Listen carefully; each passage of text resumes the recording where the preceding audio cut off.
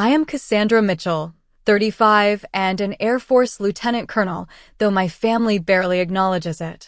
Standing in my sister Kimberly's mansion for our family reunion, I feel that familiar knot in my stomach. Despite my achievements, Kimberly still treats me like the family nobody, the black sheep who chose military service over the family business. If only they knew what I actually do. I had hoped today would be different, but her smirk tells me nothing has changed. Before I continue my story, where are you watching from? Hit that like button and subscribe if you have ever felt underestimated by family. Growing up in the shadow of my perfect sister Kimberly was like living in permanent eclipse. 2 years older. She was everything our upper-middle-class suburban parents wanted, academically gifted, socially adept, and interested in taking over the family accounting firm. Every parent-teacher conference was a symphony of praise for Kimberly, while mine usually involved discussions about my restlessness and unconventional thinking. Our childhood home in Connecticut featured a prominent display case in the living room. One shelf held Kimberly's debate trophies, honor roll certificates, and academic awards. My shelf, significantly smaller, contained a participation ribbon from a science fair and a swimming certificate. Not that I hadn't achieved things. My accomplishments simply weren't the kind my parents valued. Cassandra, why can't you focus like your sister, became the soundtrack of my youth. While Kimberly dutifully completed business school applications, I spent hours at the local airport, watching planes take off, dreaming of flying them someday. When I was 16, an Air Force recruitment booth at a career fair changed everything. The female officer there, Captain Lauren Thompson, spoke about leadership, purpose, and serving something greater than yourself. More importantly, she talked about becoming a pilot. For the first time, my nebulous dreams crystallized into a concrete path. Women can't handle combat roles, my father said dismissively when I broached the subject at dinner. Besides, the military is for people who don't have other options. We've built this business for you girls. Kimberly laughed around a forkful of salad. Can you imagine Cassie in uniform? She can barely get up for school on time. My mother, always the peacekeeper, offered a placating smile. Honey, maybe look into accounting with a minor in something creative? That would suit you better. Their dismissal only fueled my determination. I began running before school, improved my grades significantly, and secretly applied to the Air Force Academy without their knowledge or support. The acceptance letter arrived on a Tuesday. I waited until Sunday dinner, the sacred family gathering time, to make my announcement. I've been accepted to the Air Force Academy. I'm going to become a pilot. The silence was deafening, followed by my father's coffee cup slamming onto the table. Absolutely not. I forbid it. My mother began crying quietly. All those dangerous places, Cassandra. Why would you choose this? But it was Kimberly's reaction that cut deepest. This is just another one of your attention-seeking phases. You'll wash out within a month. That night, I packed my essentials. A friend's mother, a former Navy nurse who understood my passion, offered her guest room until I needed to report. I left a note and walked away from my family home. The academy was everything I'd hoped for and more challenging than I'd imagined. While other cadets received care packages and encouraging calls, my phone remained silent. Kimberly was engaged to Bradley, a promising investment banker, and according to the family Christmas card forwarded by an aunt, they were building the perfect life.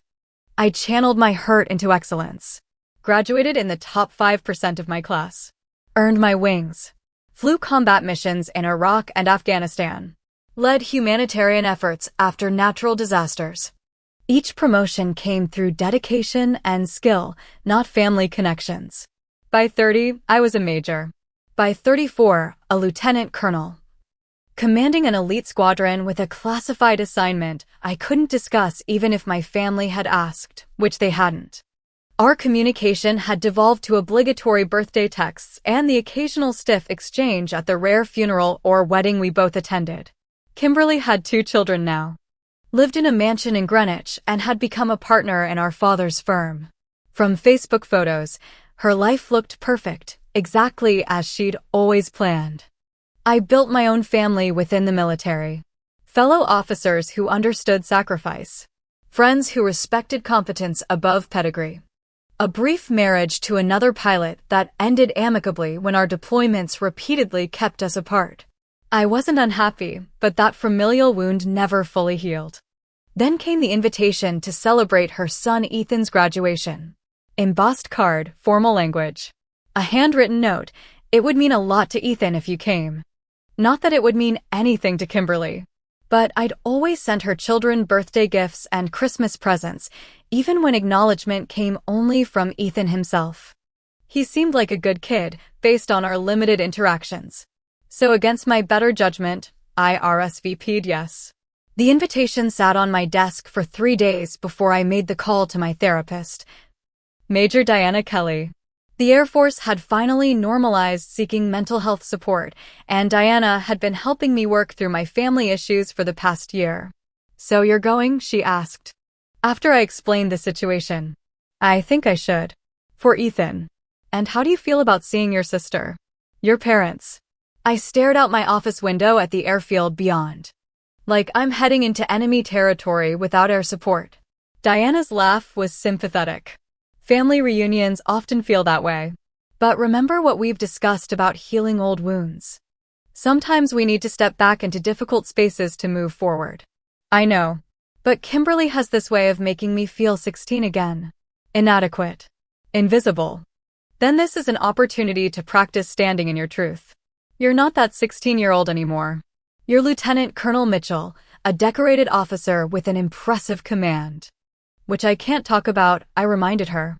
Most of my recent work was classified. You don't need to disclose specifics to own your accomplishments. We developed a strategy for the visit.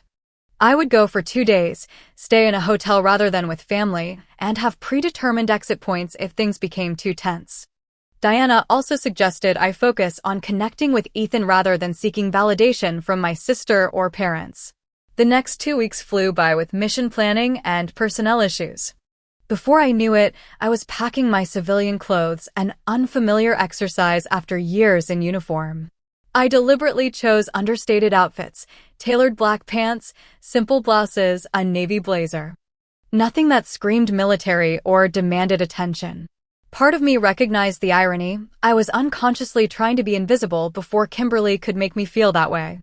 For gifts, I selected a Mont Blanc pen for Ethan, engraved with a simple congratulations, a bottle of scotch for my brother-in-law John, and orchids for Kimberly. Neutral. Appropriate gifts that revealed nothing of myself. The flight to Connecticut felt longer than my deployments overseas. I rented a car at the airport, programmed Kimberly's address into the GPS, and drove through increasingly affluent neighborhoods until I reached Greenwich. Her house, more accurately mansion, sat behind ornate gates on 2 manicured acres. 3 luxury vehicles gleamed in the circular driveway. Here we go, I muttered, pulling up behind a Porsche SUV. A housekeeper answered the door. Directed me to leave my small overnight bag in the foyer. Mrs. Crawford insists you stay here, not at a hotel. And led me to the back garden where voices and laughter spilled over immaculate landscaping. Kimberly spotted me first. Her smile tightened almost imperceptibly as she air-kissed both my cheeks. Cassie, you actually came. And look at you, so casual. She herself wore designer white pants and a silk blouse that probably cost more than my monthly housing allowance. Her blonde hair fell in perfect waves, and diamonds glittered at her ears, wrist, and throat. Hello, Kimberly. Congratulations on Ethan's graduation. Where is he? I handed her the orchids. Oh, these are nice. She passed them to the hovering housekeeper without a second glance. Ethan's around somewhere. Mom and Dad are by the pool. Our parents' reception was cordial but distant.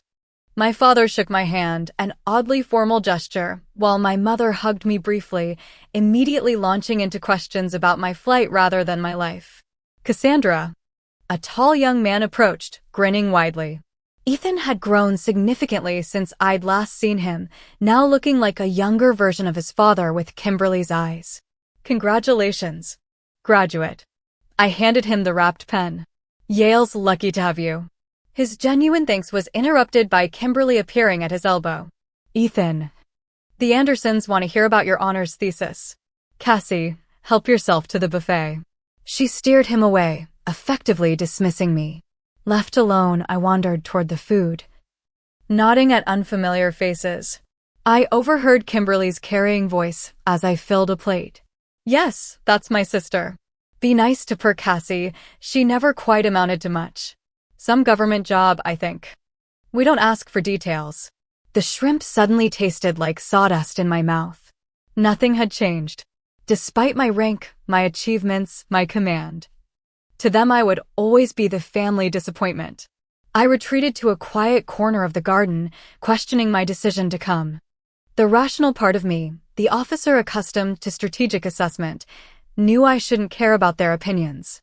I commanded elite pilots. I'd flown combat missions. I had the respect of generals. Yet here I was, feeling like an awkward teenager again. By the time the housekeeper announced dinner would be served on the terrace, I had nearly convinced myself to fabricate an emergency call from base. Only my promise to Diana and my own stubborn pride kept me from leaving. The terrace had been transformed into something from a luxury wedding magazine. White linen tablecloths draped over 3 long tables, each adorned with crystal vases of white roses and ivy. Candles floated in glass bowls, creating a warm glow as the summer evening settled around us. Place cards and calligraphy directed guests to their seats. I found myself at the far end of the middle table, beside an elderly couple I didn't recognize and across from a woman who introduced herself as Kimberly's tennis partner. Kimberly, naturally, presided at the head table with our parents, Ethan, and what appeared to be the most influential guests. The first course arrived, some sort of chilled soup with a decorative herb oil swirl. I was just taking my first spoonful when Kimberly's voice rang out. Cassie, that outfit, did you find it at some military surplus store? I should have warned you the dress code was evening casual. Several guests tittered. I glanced down at my perfectly appropriate black pants and silk blouse, not designer labels, but certainly not surplus store items. Brooks Brothers, actually. I replied evenly, though I felt heat rising in my cheeks. How practical. She turned to the woman beside her. My sister has always been so utilitarian. Never understood the value of quality. The elderly woman beside me patted my arm. Don't mind her, dear. You look lovely. Kimberly continued loudly enough for my section to hear. I offered to take her shopping when she arrived, but she's so independent. Probably can't afford much on a government salary anyway. If she only knew that lieutenant colonels earned a comfortable 6 figures, augmented by combat pay and housing allowances. Not that I needed to justify my income to anyone. The tennis partner across from me shifted uncomfortably, then attempted conversation. So, what do you do, Cassandra? Before I could answer, Kimberly interjected from 2 seats away. Oh, Cassie just does some government work. Nothing exciting like John's investment firm or Ethan's prospects. I work for the Department of Defense, I said simply. Doing paperwork, no doubt. Kimberly added with a dismissive wave. Cassie always liked to follow rules rather than set them. If only she knew how many rules and records I'd broken in certain classified operations. Or how many life or death decisions I made daily. But explaining would require details I couldn't share, and frankly, I was tired of defending myself. The second course arrived, a salad with goat cheese and candied nuts. Kimberly stood, tapping her glass with a silver spoon. While we enjoy this course, I want to share some exciting news. As many of you know, Ethan graduated summa cum laude from Yale last month. What you don't know is that he's made a career decision that John and I are absolutely thrilled about. Ethan shifted in his seat, looking surprisingly uncomfortable for someone being praised. After considering offers from several prestigious firms, including his father's, Ethan has decided to. She paused dramatically, and I noticed Ethan's eyes dart toward me for just a moment. Well, he's keeping the specific details quiet until tonight's announcement. But let's just say he'll be following in the successful family tradition, unlike some alternative paths that lead nowhere. Her gaze fixed pointedly on me, and several guests turned to look my direction.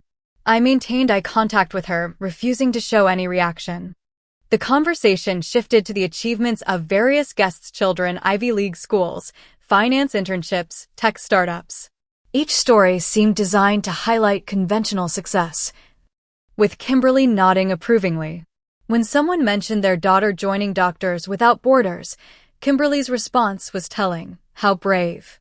Though I can't imagine choosing such discomfort when there are so many excellent hospitals here.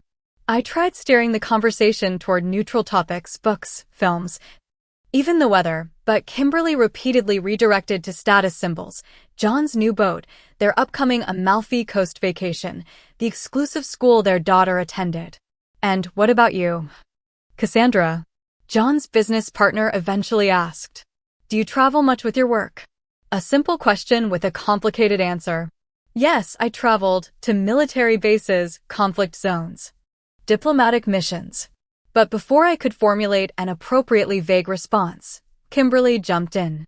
Cassie probably gets some government holidays in Washington.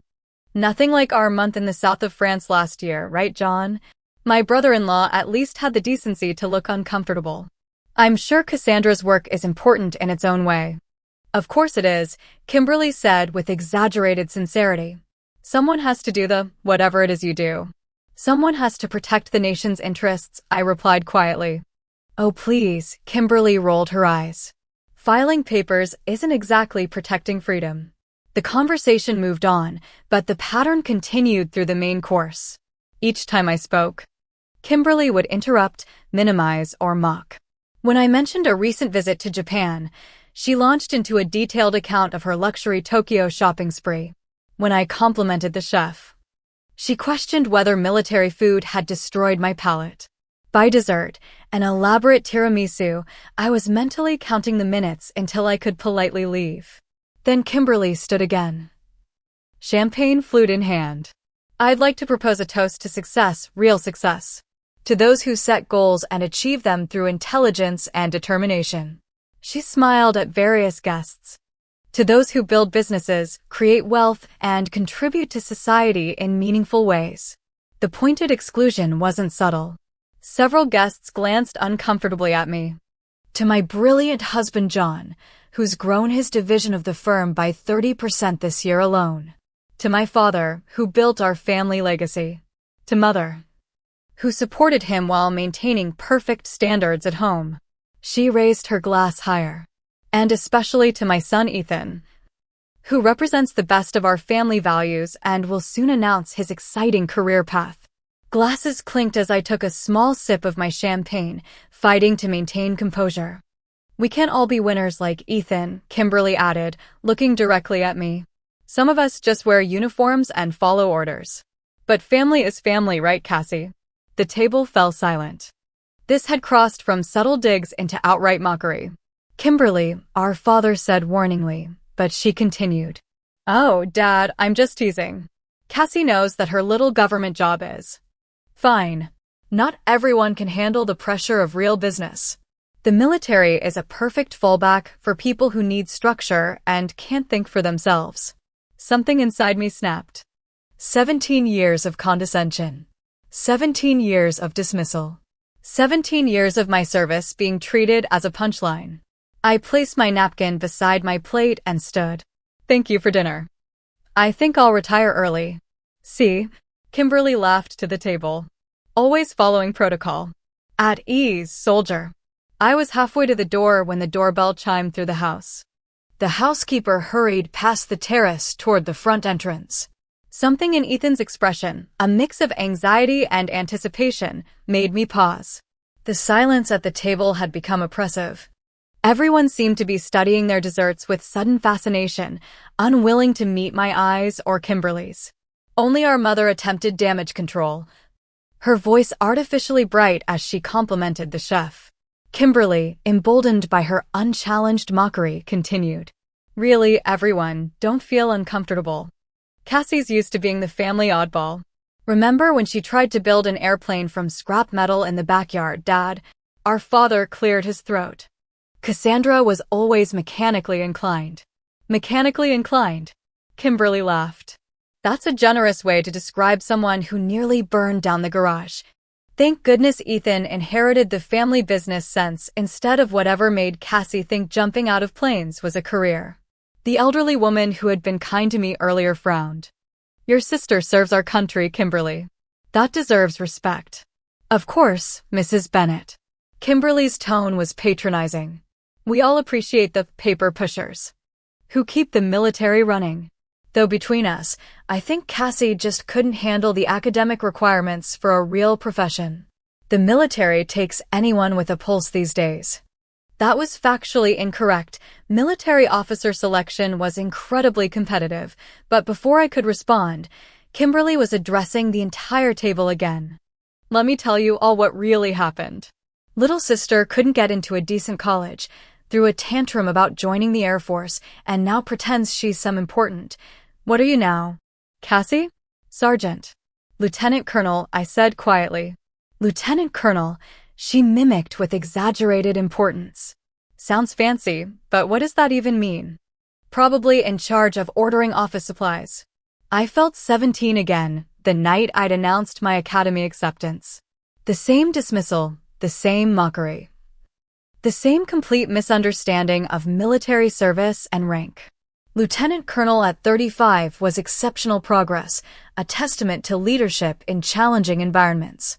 In civilian terms, I was the equivalent of a senior executive, but Kimberly would never see me that way. In civilian terms, I began, trying to maintain professionalism. My rank is equivalent to. In civilian terms, Kimberly interrupted, you take orders instead of giving them. You wear a uniform because you can't figure out real clothes. You live on a base because you can't afford a real home. Her words struck deep childhood wounds. Always the misunderstood one. Always the disappointment. Always less than. Memories flooded back. Kimberly accidentally spilling punch on my science project the night before presentation. Kimberly telling my first boyfriend I had a contagious skin condition. Kimberly forgetting to give me the phone message that my best friend had moved away. Small cruelties that accumulated over years into something suffocating. Kimberly, that's enough. My father finally intervened, too late. I'm just having fun, Dad. Cassie knows I'm joking. She looked at me with that familiar smirk. Don't be so sensitive. Everyone knows the military is for people who couldn't make it elsewhere. It's not like you're out there doing anything important. The room fell silent. Even Kimberly seemed to realize she'd gone too far. My face burned with humiliation, but I refused to give her the satisfaction of seeing me emotional. The tactical part of my brain, the officer trained to assess situations under pressure, took over. I stood, placed my napkin on the table, and nodded to the table at large. Thank you for your hospitality. I should go. Kimberly's face showed a flash of regret, quickly masked by defensiveness. Oh, come on. Don't be dramatic. As I turned to leave, the sound of the front door opening echoed through the house, followed by footsteps in the foyer. The housekeeper's voice murmured something indistinct, answered by a deeper voice I didn't recognize. Ethan suddenly stood. Mom, everyone, I'd like to make my announcement now. Kimberly brightened immediately, clearly relieved by the change of subject. Of course, darling. Everyone. Our graduate has something to share. I paused by the terrace doors, unwilling to create more of a scene by leaving during Ethan's moment. Despite everything, I didn't want to be rude to my nephew. Ethan disappeared into the house as conversation resumed in awkward bursts. Kimberly was already reconstructing the narrative, laughing with the woman beside her. Sisters, right? Always so competitive. She'll get over it. I stood frozen, torn between dignity and family obligation, when the terrace doors behind me opened wide. The collective gasp made me turn around. Ethan stood in the doorway, but not in the expected graduation attire or business suit. Instead, he wore the unmistakable dress blues of an Air Force officer. The second lieutenant bars gleaming on his shoulders. His cap was tucked precisely under his arm according to regulation, and his stance was perfect military bearing. Kimberly's champagne glass froze halfway to her lips. Ethan? What is this costume? He didn't answer her. Instead, he walked directly to where I stood, stopped at the exact regulation distance, and rendered a perfect parade ground salute. Lieutenant Colonel Mitchell, ma'am. Captain Ethan Crawford reporting for duty. The silence was absolute. I could have heard a pin drop on the stone terrace as I automatically returned his salute. At ease, Captain, I said, military training taking over despite my shock. Ethan relaxed his posture slightly but remained formal. Thank you for attending my graduation celebration, ma'am. I apologize for the delayed revelation of my commission. Kimberly found her voice, though it emerged as a strangled whisper. Commission? Captain? What is happening right now? Ethan turned to address the stunned gathering, still maintaining military bearing. I'd like to formally announce that following my graduation from Yale, I completed officer training school at Maxwell Air Force Base. I've been commissioned as a captain in the United States Air Force and will be serving as a pilot under the command of the 83rd Tactical Squadron. He turned to me with unmistakable pride. Under Lieutenant Colonel Mitchell's command. John knocked over his water glass. My father's mouth literally hung open.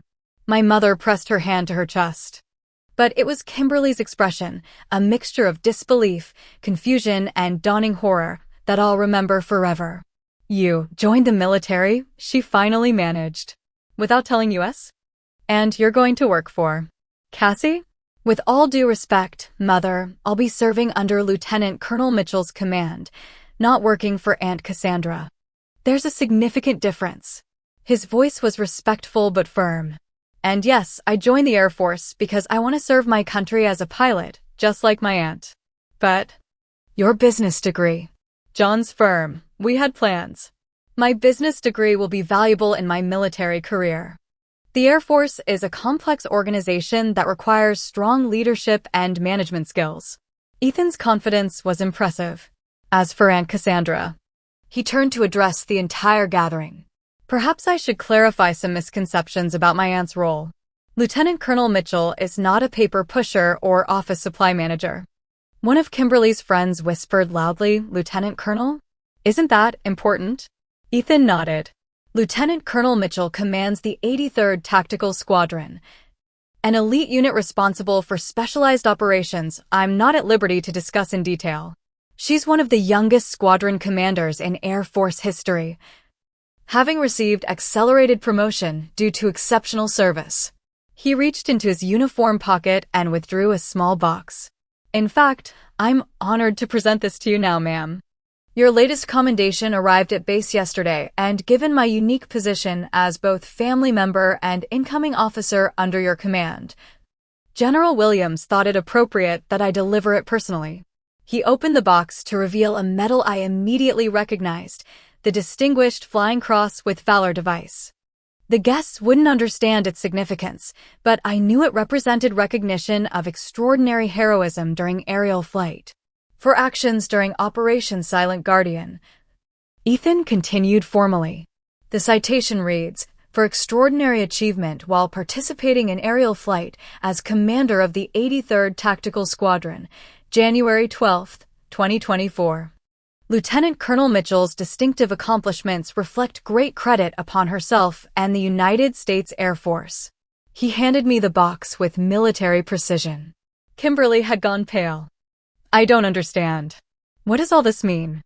An older gentleman at the table, a friend of my father's I vaguely recognized as a retired Navy officer, stood and applauded. It means, Kimberly, that your sister is a hero. The Distinguished Flying Cross isn't handed out for ordering paper clips. Others began to applaud as well, creating a surreal moment where I stood holding a commendation for a classified mission I couldn't discuss, while my family stared as if seeing me for the first time. But she never said anything. Kimberly protested weakly. She let us think. She let you think what you wanted to think, Ethan said quietly. Most of Aunt Cassandra's work is classified. She couldn't tell you even if she wanted to. My father stood slowly, his expression unreadable.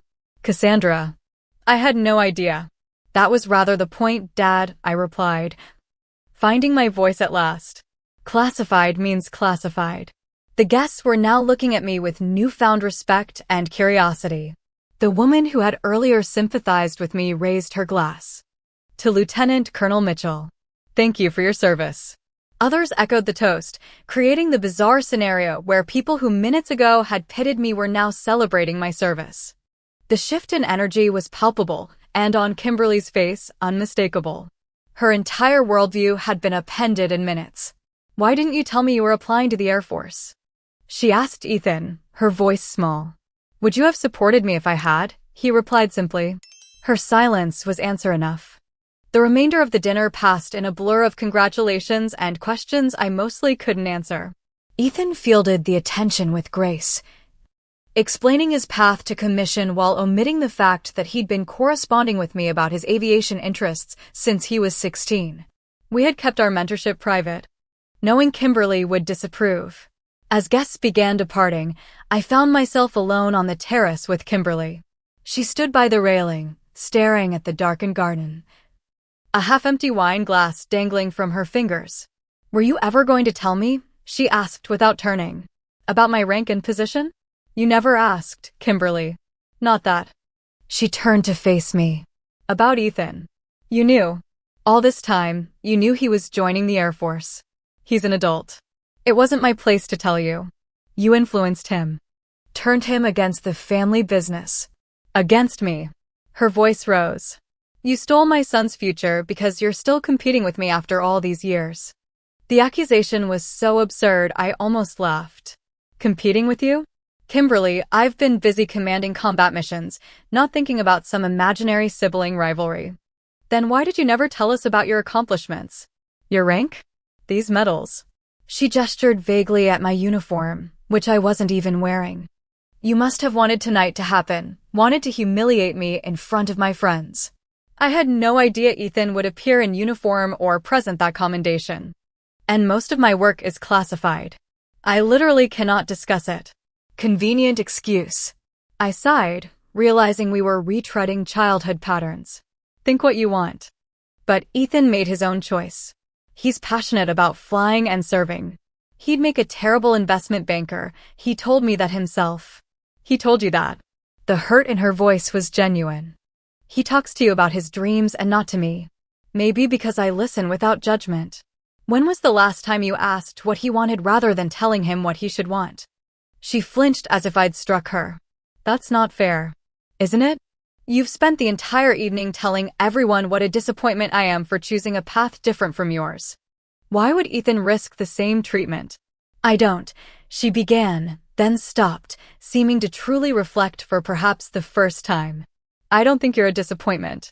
"Really? You have a strange way of showing approval. I just don't understand you. Never have." She set down her wine glass. "You walked away from everything we were raised to value. The family business. Status. Security. I found different values. Service. Excellence. Integrity. And you think we don't have those?" Her voice sharpened again. "I think we define them differently." I kept my tone measured. "Your life choices aren't wrong, Kimberly. They just weren't right for me. Just like they aren't right for Ethan. So I'm supposed to just accept that my son is going to risk his life flying military planes instead of taking his rightful place in the firm? That you've been secretly mentoring him behind my back." He reached out to me, Kimberly, when he was 16. Asked about flight school. About the academy application process. What was I supposed to do? Turn away a motivated young man because his mother might disapprove? The terrace doors opened before she could respond. Our parents stepped out, faces solemn. We couldn't help overhearing, my father said, unusually subdued. "Kimberly, that's enough. Your sister deserves an apology, not more accusations." Kimberly looked genuinely shocked. "Dad? I mean it. The things you said tonight, the things we've allowed you to say for years, were disrespectful and wrong." He turned to me. "And Cassandra, I owe you an apology as well. I've been..." He paused, seemingly struggling for words, narrow-minded. "And unfair." My mother stepped forward, taking my hands in hers. "We had no idea about your rank. Your accomplishments. The danger you faced. Because you never asked," I said quietly. "In 17 years, none of you ever really asked about my life. Would you have told us if we had?" My father challenged. "With everything being classified, I could have shared some things. My promotion to major. My squadron command. The countries I've visited. The fact that I love what I do and I'm good at it. I met his gaze steadily. But you made it clear from the beginning that my choice was a disappointment. So eventually I stopped trying to share anything. He had the grace to look ashamed. I was wrong. Tonight made that abundantly clear. One night doesn't erase 17 years, I said. No. He agreed. It doesn't. But perhaps it can be a beginning. Kimberly had been watching this exchange with visible discomfort. Our parents had never taken my side against hers before. So now I'm the villain because I didn't understand Cassie's secret military achievements. No, I said before our parents could respond. You're not a villain, Kimberly. You're my sister, who, for reasons I've never fully understood, has seemed to resent me since we were children. Resent you? She laughed incredulously. You were the one who always had to be different. Who rejected everything our family valued. Who ran away rather than following tradition. Following your tradition, I corrected. And I didn't run away. I pursued my calling. While I did what was expected, something vulnerable flashed across her face. I did everything right. Everything they wanted. Joined the firm. Married well. Had the perfect children. The perfect house. And yet somehow tonight, you're the family hero. Suddenly, pieces clicked into place. You're jealous, I said, realization dawning. Not because I achieved something, but because I chose my own path. Don't be ridiculous, she scoffed, but her eyes slid away from mine. Kimberly, our mother said gently. Is that true? Have you been unhappy with your choices? Of course not. I have everything I ever wanted. But her voice lacked conviction. Except freedom, I suggested quietly. The freedom to choose something different from what was expected. Kimberly's eyes filled with tears. I never had your courage. To just walk away. To disappoint everyone. It wasn't courage, I admitted. It was survival. I would have withered in the life planned for me. Just as Ethan would. My father cleared his throat. I think we all need to acknowledge some difficult truths. I pushed both of you toward what I thought was best, without considering your individual strengths and passions. Kimberly followed my path. And I rewarded her for it. Cassandra chose differently, and I punished her with disapproval. And I let him, my mother added. Even though I saw how it hurt you both. Both? Kimberly and I asked simultaneously. Yes, both, my father continued. Kimberly, we've put enormous pressure on you to be perfect. To uphold family traditions. To make choices that would reflect well on us. And Cassandra, we've withheld approval and support because your choices didn't align with our expectations. That's not fair to either of you. My mother concluded. And it stops tonight. Kimberly looked stunned. I felt equally off balance. This level of self-awareness from our parents was unprecedented. I am proud of you. Cassandra, my father said formally. I should have said that years ago. Your service honors our family, even if I don't fully understand it. The words I'd waited 17 years to hear felt both wonderful and insufficient. Too little, too late, and yet a beginning. And Kimberly, he continued. If you're unhappy with any aspect of your life, you have the same freedom Cassandra claimed. It's not too late to make changes. Kimberly shook her head, looking overwhelmed. I don't even know what I'd change. This life is all I know. Then perhaps start by supporting your son's choice, I suggested. He's going to need family behind him. Even if I think he's making a mistake. Especially then. But for what it's worth, he's not. Ethan has natural aptitude for flying and leadership. He'll excel. With or without your blessing, but having it would mean everything to him. She was quiet for a long moment. I need time to process all this. That's fair, I acknowledged. Just as I need time to process 17 years of dismissal and tonight's public humiliation. I'm sorry, she said, the words clearly unfamiliar on her tongue. For tonight. For some of the things I said. It wasn't a complete apology, but it was more than I'd ever received from her before. I'm going to head to my hotel, I said. Suddenly exhausted by the emotional weight of the evening. Please stay, my mother urged. We have so much to talk about. Not tonight, I replied firmly. I need some space. But I'll come for breakfast tomorrow before I fly out. My father nodded reluctantly. We understand. And Cassandra? Thank you for your service. I mean that sincerely. As I walked toward the door, Kimberly called after me. Does this mean you'll be Ethan's commanding officer? Will he be safe? I turned back. I'll be his commanding officer, yes. And I protect my people, Kimberly. Always. Even your annoying sister's son, she asked, attempting a weak smile. Especially him, I promised. That's what family does. 6 months later. I stood in uniform at the officers' club, watching Ethan navigate his first formal military social function. He completed initial training with flying colors and was proving to be every bit the natural pilot I'd suspected. Now he moved confidently among senior officers, representing our squadron with the perfect balance of respect and self-assurance. He reminds me of you at that age, a voice said beside me. I turned to find my father, looking somewhat uncomfortable in his civilian suit amid all the uniforms. Higher praise than you realize, I replied, smiling. My parents had flown in for Ethan's completion of flight training, along with Kimberly and John.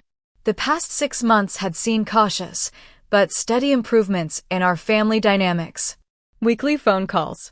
Actual questions about my work, carefully answered within security constraints. Even an unexpected Christmas gift from Kimberly, a framed photo of Ethan and me in our uniforms. I still don't entirely understand what you do, my father admitted, watching various officers approach me with deferential nods. But I can see that you command respect here. Different world from accounting, I acknowledged. Not as different as I once thought. Both require precision, attention to detail, ethical judgment. He sipped his scotch. I was narrow-minded, Cassandra, seeing only one path to success. Across the room, my mother was deep in conversation with Major Diana Kelly, my therapist-turned-friend, who had helped me navigate the family reconciliation process. Mom seems to be enjoying herself, I observed. She's asking about trauma resources for military families. Thinking of volunteering. This surprised me. Really? She wants to make amends in her own way. Says she failed you by not supporting your choices. Before I could respond, Kimberly approached. Elegant even in the conservative dress she'd chosen for the military setting. The general's wife is giving me decorating advice for Ethan's apartment, she said, seeming both amused and impressed. Apparently military housing has come a long way. Told you we don't live in barracks anymore, I teased lightly. Our relationship remained complicated. Some childhood wounds ran too deep for simple healing, and occasionally her old dismissive tone would emerge, usually followed by a visible effort to correct herself. But we were trying, both of us, and that counted for something. Your commanding officer keeps looking at you, Kimberly observed. The tall one with all the ribbons. He seems impressed. Colonel Harrington? He's recommending me for War College. Potential promotion track to full colonel. That's good, right? My father asked. Very. Though it would mean a move to Washington. Kimberly frowned. Further from Connecticut. But closer than my last deployment, I pointed out. She nodded, acknowledging the truth of this. Ethan said your unit might deploy again soon. That's classified information that Captain Crawford shouldn't be sharing, I said, my tone stern but eyes smiling. Even with his mother. He's worried about you, she said simply. The concern goes both ways. I watched my nephew across the room, now deep in conversation with Colonel Harrington. But we do what needs doing. That's the job. I'm beginning to understand that, John said, joining our circle. Ethan tried explaining the commitment. The oath. It's different from what I imagined. My therapy sessions with Diana had helped me realize that my family's dismissal of my career stemmed partly from genuine ignorance. They truly hadn't understood military service beyond stereotypes and Hollywood depictions. Education, it turned out, was a crucial part of reconciliation. Cassandra, my mother called. Approaching with Diana. Your friend has been telling me about the family support programs. I'd like to get involved, if that's appropriate. We always need volunteers, I confirmed, touched by her interest. And I've been thinking, Kimberly added hesitantly, maybe we could establish a scholarship. Through the firm. For veterans pursuing business degrees. The suggestion stunned me. That's Actually, a wonderful idea. John and I have the connections. Dad has the influence. It seems like something meaningful we could do. Using your strengths to support military families, I observed. Perfect integration of both worlds. She smiled, the first genuinely warm smile I'd seen from her in decades. I thought so too. Later, as the evening wound down, I found myself alone with Ethan on the terrace, echoing that fateful night 6 months earlier. "Thank you, ma'am," he said formally. Then broke into a grin. "Sorry, Aunt Cassandra. Old habits. You did well tonight, Captain." The general was impressed. I had a good example to follow. He looked at me with clear admiration. "You know, I never told you why I really decided to join up. Your love of flying. Your sense of purpose. You've explained before. That's part of it. But honestly," he glanced back toward the ballroom, where our family was gathering coats. "I saw how complete you seemed. How confident. Mom and Dad have success, sure, but there's always this anxiety. Like they're afraid of losing status or making a wrong move. And you don't see that in military officers?" I asked, amused. "Not in you. You have the certainty. Like you know exactly who you are and what matters." I considered this. That comes with time, Ethan. And some hard lessons. Worth it, though? I thought about the journey from the frightened teenager leaving home to the confident commander I'd become. The losses and gains along the way. The family I'd built within the service, and now, the fragile rebuilding of my birth family connections. More than worth it, I confirmed. Finding your authentic path always is, even when it's difficult. "Mom's trying," he said, glancing toward Kimberly. "She asks about my training now. Actually listens. She loves you. She's learning a new way to show it. Think we'll ever be completely okay? The whole family?" I smiled at his youthful hope for perfect resolution. "I think we'll be better. Different, but better. Some wounds don't completely heal, but they teach us compassion and strength." We rejoined the family, preparing to part ways until the next visit. As I hugged each of them goodbye, still somewhat awkward, but genuine, I reflected on the long journey from family outcast to reluctant bridge builder. The recognition I'd craved for so long had finally come. Not through dramatic revelations or public validation, but through the harder work of honest conversation and sustained effort on all sides. No magic wand had transformed us into a perfect family, but we were learning to see and accept each other more authentically. Standing in my truth had indeed led to unexpected reconciliations, though not in the way I'd imagined. The victory wasn't in Kimberly's humiliation that night, but in the slow healing that followed. In Ethan finding his path. In my parents expanding their definition of success. In all of us learning that family bonds can bend almost to breaking, but still find ways to reconnect. Has your family ever misunderstood your choices or underestimated your achievements? Share your experience in the comments below. Sometimes the greatest healing comes from standing firmly in your truth, even when those closest to you fail to see it.